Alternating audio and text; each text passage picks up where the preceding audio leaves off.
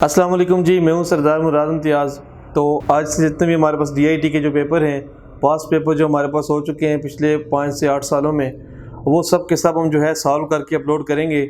तो सबसे पहले आज जो हमारे पास पेपर है वो हमारे पास ICT का है, यानी कि इंफॉर्मेशन कम्युनिकेशन टेक्नोलॉजी में जो DIT पार्ट फर्स्ट में एग्ज़ाम होता है आपका, तो उनमें जो आपका पेपर होता है वो सारे के सारे क्वेश्चन और उसके आंसर आपको बताएंगे, उसको डिटेल में हम डिस्कस करेंगे। ICT का जो पेपर होता है इसमें थ्योरेटिकल हमारे पास 8 क्वेश्चन होते हैं और इसके अंदर 8 क्वेश्चन में से हमें 5 क्वेश्चन जो हैं वो अटेम्प्ट करने होते हैं और 3 की जो हमारे पास होती है वो चॉइस होती है। इसके जो टोटल मार्क्स होते हैं वो 100 होते हैं और हमारे पास जो टाइम अलाउड होता है वो 3 घंटे होता है इसमें। तो इसी तरह ICT के हमारे पास जो 8 क्वेश्चन हैं, आपको पेपर आपकी स्क्रीन पर नज़र आ रहा है। तो सबसे पहले अगर हम देखें तो हमारे पास जो क्वेश्चन है, सबसे पहला हमारा क्वेश्चन है right the difference between data and information, explain types of data with examples. अब देखें ये कह रहा है कि हमारे पास डेटा और इंफॉर्मेशन में मेजर जो डिफरेंस बताएं और हमें बताएं कि डेटा की मजीद टाइप्स कितनी है। इसके ऊपर पहले भी मैं वीडियो बना चुका हूँ, तो आज भी इसको डिस्कस कर लेते हैं। सबसे पहले अगर हम डेटा को देखें तो हम इसको डिफाइन करते हैं, the collection of raw facts and figure is called data. यानी कि हमारे पास रॉ फैक्ट्स का जो कलेक्शन होता है, जो कम्बिनेशन होता है, वो हमारे पास डेटा होता है। यानी कि एक मीनिंगलेस फॉर्म जो होती है हमारे पास डेटा होती है। इसी तरह आपके जो डेटा है ये ड्राइव किया गया वर्ड डेटम से, और डेटम का मतलब ये आप पीस ऑफ इंफॉर्मेशन, यानी कि इंफॉर्मेशन का एक टुकड़ा। इसी तरह आपके पास कोई नाम होता है, किसी कॉलेज का नाम है, स्कूल का नाम है और आपको उसके बारे में मालूमात नहीं है, तो ये आपके पास एक डेटा होगा। डेटा जो होता है हमारे पास, जिसी तरह आप किसी इदारे में जाते हैं, वहाँ से आप एडमिशन फॉर्म लेते हैं, तो एडमिशन फॉर्म जो होता है वो रॉ फैक्ट्स पे कंसिस्ट करता है, मगर जब आप उसे फिलअप करके सबमिट करवाते हैं तो इंफॉर्मेशन बन जाता है। तो जो भी चीज़ इंफॉर्मेशन से पहले जिसके ऊपर प्रोसेसिंग अप्लाई ना की गई हो, वो आपके पास डेटा होती है। इसी तरह अगर इंफॉर्मेशन को देखें तो हर वो चीज़ जो कि प्रोसेस से गुजरती है, जो कि ऑर्गेनाइज की जाती है, अरेंज की जाती है, वो इंफॉर्मेशन होती है। इसको हम डिफाइन करते हैं, the process form of data is called information, the purified form of data is called information, the organised form of data is called information, the arrange form of data is called information. ये इसकी एक और definition भी है, to organise the data in a meaningful form upon which people can take necessary decision. यानी कि data को यूँ अरेंज करना कि लोग जो है वो ज़रूरी फैसले ले सकें, कोई भी एक्शन ले सकें, कोई भी डिसीजन ले सकें। तो एक्शन लेना या डिसीजन लेना, ये जो काम होता है ये इंफॉर्मेशन का होता है। मिसाल के तौर पे अगर आपको कोई भी रॉन्ग नंबर तंग करता है और वो आपके पास एक डेटा है, मगर आप उसके खिलाफ कोई भी एक्शन लेना चाहते हो, कोई डिसीजन लेना चाहते हो, तो इसके लिए आपके पास उनकी पूरी मालूमात होना ज़रूरी है। तो आप उसके फ्रेंचाइज में से सारे का सारा जो रिकॉर्ड है वो निकालते हैं। उसके बाद जो आपको मिलती है वो क्या होती है, इंफॉर्मेशन होती है। तो इंफॉर्मेशन पे आप ले सकते हो, डिसीजन ले सकते हो। अगर बेसिक जिसके डिफरेंस है उनको अगर आप डिफरेंशिएट करें तो डेटा जो हमारे पास है वो रॉ फैक्ट्स होते हैं और इंफॉर्मेशन जो होती है वो हमारे पास प्रोसेस फॉर्म होती है। इसी तरह डेटा जो है हमारे पास वो कंप्यूटर में एज अ इनपुट इस्तेमाल किया जाता है और इंफॉर्मेशन कंप्यूटर में एज अ आउटपुट के तौर पर इस्तेमाल की जाती है। इसी तरह डेटा जो है हमारे पास वो सेल नहीं हो सकता, क्योंकि वो रॉ फैक्ट्स होते हैं, उनको आप सेल नहीं कर सकते। जबकि जो इंफॉर्मेशन है वो आप सेल आउट कर सकते हो, जैसे कि बुक्स होती हैं आपके पास, वेबसाइट्स होती हैं, सर्वर्स होते हैं, इंटरनेट होता है, ये सारी की सारी चीज़ें मार्केट में जो है वो सेल हो रही हैं। इसी तरह डेटा जो है हमारे पास वो एक इंडिपेंडेंट एंटिटी है, यानी कि वो आप पे डिपेंड नहीं कर रहा, और इंफॉर्मेशन जो है वो डिपेंड करती है डेटा पे, क्योंकि डेटा कलेक्ट होगा, ऑर्गेनाइज होगा, फिर हमारे पास जो है वो इंफॉर्मेशन बनेगी। इसका लिंक मैं आपको डिस्क्रिप्शन में दे देता हूँ। इन दोनों टॉपिक पे ऑलरेडी एक वीडियो बन भी चुकी है। अब डेटा की अगर टाइप्स को देखें, क्वेश्चन में 60 टाइप्स ऑफ डेटा भी पूछा गया है, तो डेटा की मेजर 60 टाइप्स होती हैं। सबसे पहली टाइप जो होती है वो होती है हमारे पास अल्फाबेटिक डेटा। तो सिंपल है, अल्फाबेटिक डेटा वो डेटा जो अल्फाबेट्स पे कंसिस्ट करता है, यानी कि A to Z जितने भी 26 अल्फाबेट्स हैं, इन पे जो भी डेटा कंसिस्ट करेगा उसको अल्फाबेटिक डेटा कहते हैं। इसको टेक्स्ट डेटा भी कहा जाता है, जो कि टेक्स्ट की फॉर्म में आपको अवेलेबल होता है, जो कि टेक्स्ट पे कंसिस्ट करता है। इसी तरह जो दूसरा है हमारे पास वो है हमारे पास न्यूमेरिक डेटा। तो न्यूमेरिक डेटा वो डेटा होता है जो नंबर्स पे कंसिस्ट कर रहा है 0 to 9। इसी तरह तीसरा है हमारे पास alpha numeric data. Alpha numeric 2 words का कॉम्बिनेशन है, यानी कि अल्फाबेट्स और नंबर्स का, A to Z plus 0 to 9 जो अल्फाबेट्स और नंबर्स पे कंसिस्ट करेगा वो अल्फा न्यूमेरिक डेटा होता है। तो ये डेटा हमारे पास, जिस तरह आपके पास गाड़ी का नंबर होता है, आपका बाइक का नंबर होता है, अल्फा न्यूमेरिक डेटा। इसी तरह ग्राफिक डेटा वो डेटा होता है जो ग्राफ पे कंसिस्ट करता है, चार्ट पे कंसिस्ट करता है, जो ग्राफिकली रिप्रेजेंट होता है डेटा। इसी तरह हमारे पास होता है जी ऑडियो डेटा। तो ऑडियो डेटा वो डेटा होता है जो साउंड पे कंसिस्ट करता है, सिर्फ ऑडियो पे कंसिस्ट करता है, जिस तरह MP3 सॉन्ग्स होते हैं हमारे पास, या रेडियो वगैरह होता है। इसी के साथ हमारे पास होता है वीडियो डेटा। तो वीडियो डेटा वो डेटा होता है जो MP4 वीडियोस पे कंसिस्ट करता है, मूविंग पिक्चर्स पे कंसिस्ट करता है, जैसे हमारे पास मूवीज़ वगैरह होती हैं। इसी तरह लास्ट हमारे पास जो है वो होता है मिक्स डेटा, यानी कि मोर देन वन डेटा का जो कम्बिनेशन होता है वो मिक्स डेटा होता है। जैसे हमारे पास एक मूवी चल रही है, उसमें ऑडियो भी है, वीडियो भी है, उसमें टेक्स्ट भी है, उसमें न्यूमेरिक डेटा भी है, उसमें ग्राफ्स भी हैं। तो ये सारे का सारा जो है हमारे पास मिक्स डेटा है। तो ये थे हमारे पास मेजर इनकी टाइप्स, डेटा और इन्फॉर्मेशन, और डेटा की जो है वो मेजर जो टाइप्स थी वो हमने डिस्कस की हैं। अब चलते हैं क्वेश्चन नंबर 2 की तरफ। नेक्स्ट क्वेश्चन है हमारे पास, differentiate between primary memory and secondary memory.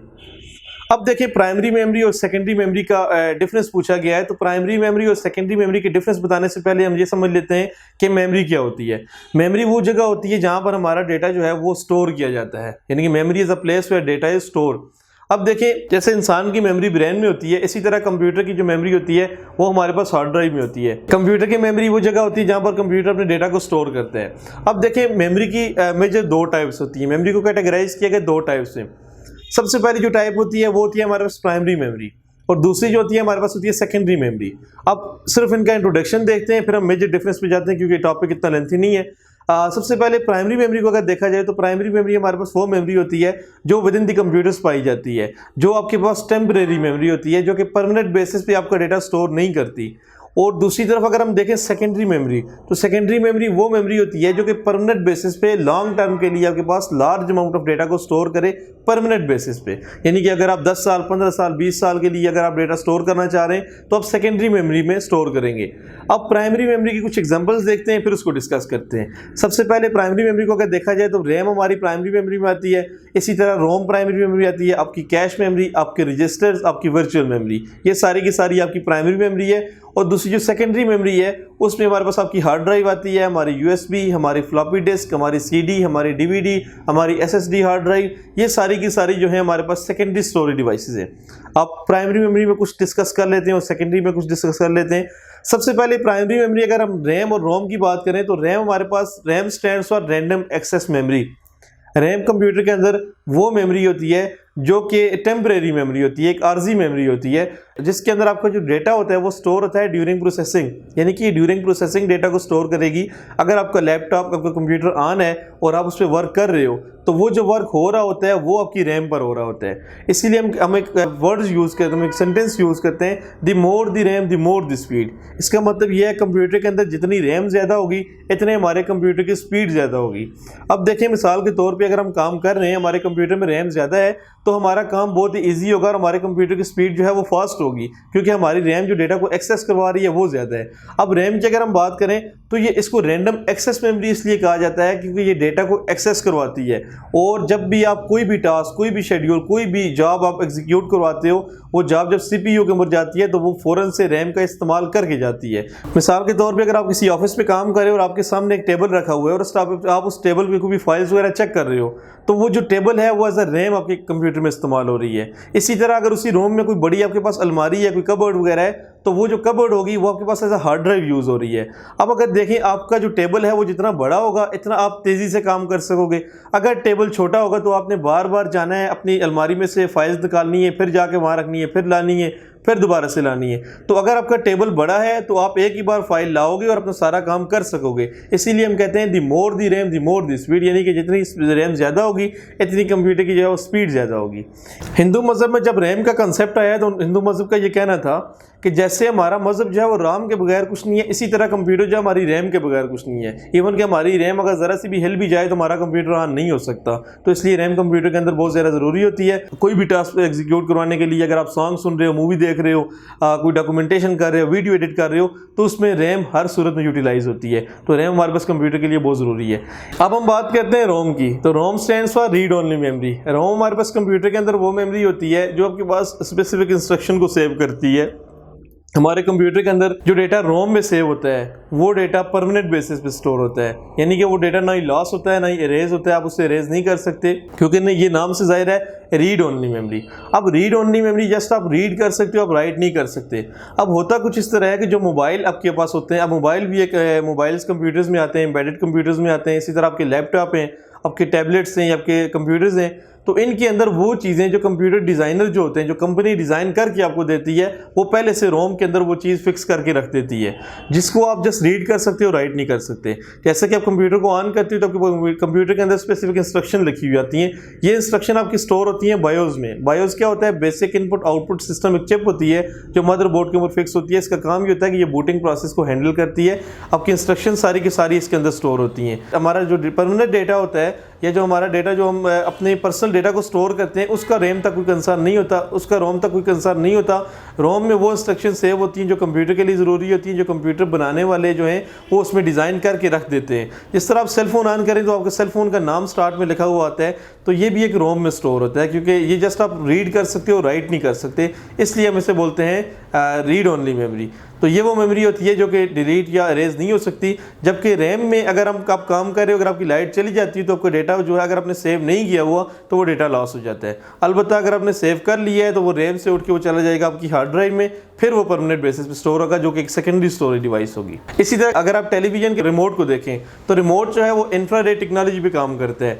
अब देखिए, हमने अगर 7 प्रेस किया, 8 प्रेस किया, 10 प्रेस किया तो हमारा वही चैनल जो है वो हमें डिस्प्ले होता है। इसका मतलब यह है कि रिमोट के अंदर भी एक ऐसी रोम है जिसके अंदर पहले से उसे बता दिया गया है कि ये बटन प्रेस होगा तो इसके पीछे आपने ये एक्शन परफॉर्म करना है, या फलां बटन प्रेस होगा तो इसके अंदर फलां आपने जो है वो एक्शन परफॉर्म करना है। तो वो भी ऐसा रीड ओनली मेमोरी में आता है। हमारे कंप्यूटर के अंदर भी होगा। इसी तरह कंप्यूटर के अंदर वो चीज़ें जो कि नॉन रिमूवेबल होती हैं, इसको आप रिमूव नहीं कर सकते, वो एज अ रोम में इस्तेमाल की जाती हैं। इस प्राइमरी और सेकेंडरी मेमोरी के अंदर आगे हम एक डिटेल वीडियो भी बनाएंगे, उसमें सारी चीज़ें डिटेल में डिस्कस करेंगे।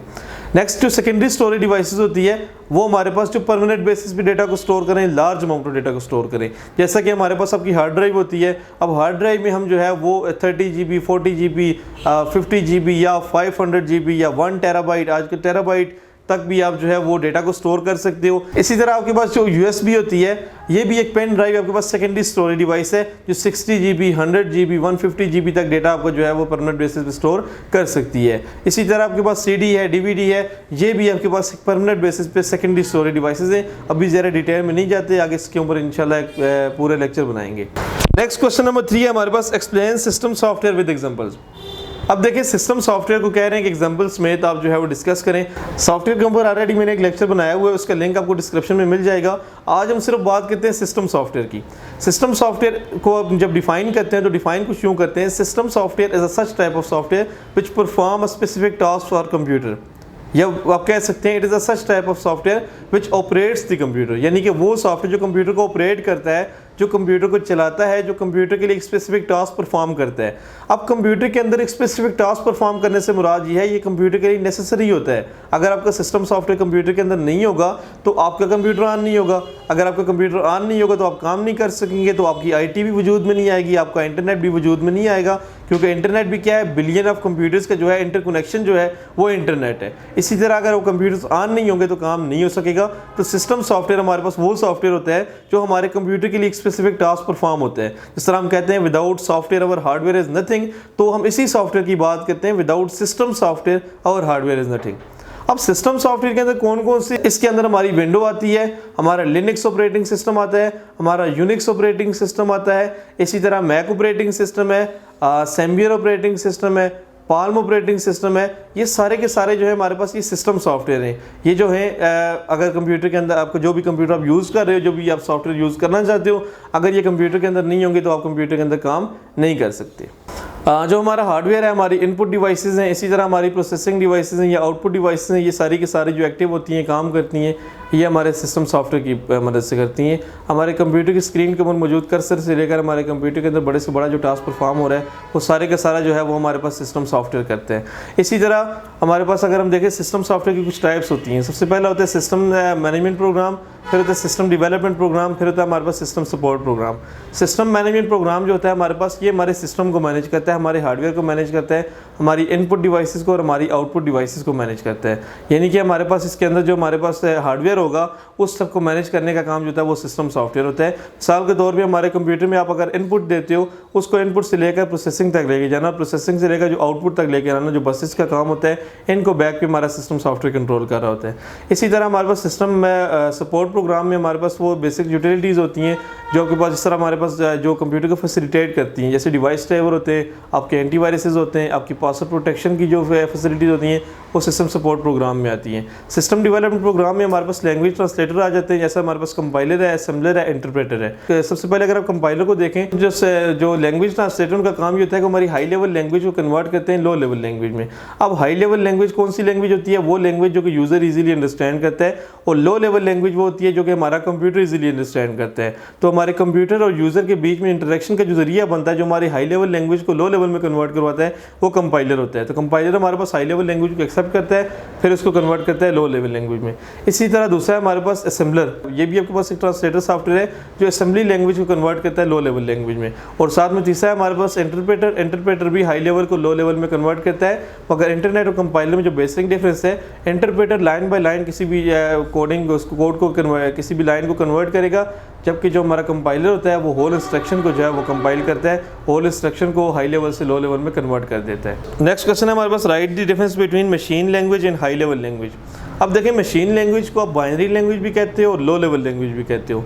ये वो लैंग्वेज होती है हमारे पास जो कंप्यूटर इजीली अंडरस्टैंड करता है, जो कि 0-1 पे कंसिस्ट करती है। इसी तरह जो हाई लेवल लैंग्वेज होती है वो लैंग्वेज होती है जो यूज़र इजीली अंडरस्टैंड करता है, जो हम कंप्यूटर के अंदर इनपुट देते हैं, वो हमारे पास हाई लेवल लैंग्वेज होती है। नेक्स्ट इसके ऊपर भी एक लेक्चर डिटेल में बनाएंगे। नेक्स्ट क्वेश्चन है, what is meant by word processor describes environment of MS word. अब देखें, वर्ड प्रोसेसर आपके पास एक ऐसा एप्लीकेशन सॉफ्टवेयर है जो आपको डॉक्यूमेंटेशन क्रिएट करने के लिए इस्तेमाल में लिया जाता है, जो ऑफिस वर्क को ऑटोमेट करता है। ऑफिस वर्क को ऑटोमेट से मुराद ये है कि जो आपके डॉक्यूमेंट्स बनाता है, आपके ऑफिस वर्क को कंप्यूटराइज करता है, तो उसको आप लोग बोलते हो वर्ड प्रोसेसर, जो आपको अलाउ करता है आप एडिटिंग कर सकते हो, उसमें फॉर्मेटिंग भी कर सकते हो, आप उसको डिलीट कर सकते हो, चेंज कर सकते हो, उसमें मज़ीद जो है चीज़ों को ऐड कर सकते हो।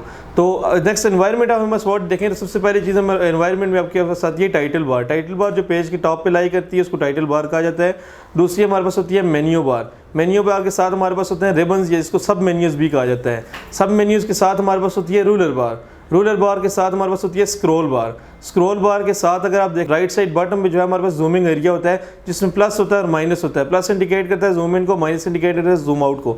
इसी तरह हमारे पास जो लास्ट वन होती है वो होती है स्टेटस बार। तो स्टेटस बार पेज का स्टेटस शो करती है, कितने पेजेस आपके ओपन हुए हैं, कितने वर्ड्स लिखे हुए हैं, स्टेटस बार शो करती है। इसी तरह नेक्स्ट लास्ट होता है आपके पास डॉक्यूमेंट, वो जगह जहाँ पर आप काम करते हो, आपके कंप्यूटर में बाय डिफ़ॉल्ट जो टाइटल बार में नाम होगा वो डॉक्यूमेंट 1 होगा, जब तक आप सेव नहीं करते। जब फाइल सेव करोगे तो आपकी फाइल का सेव शुदा नाम आपकी टाइटल बार में शो हो जाएगा।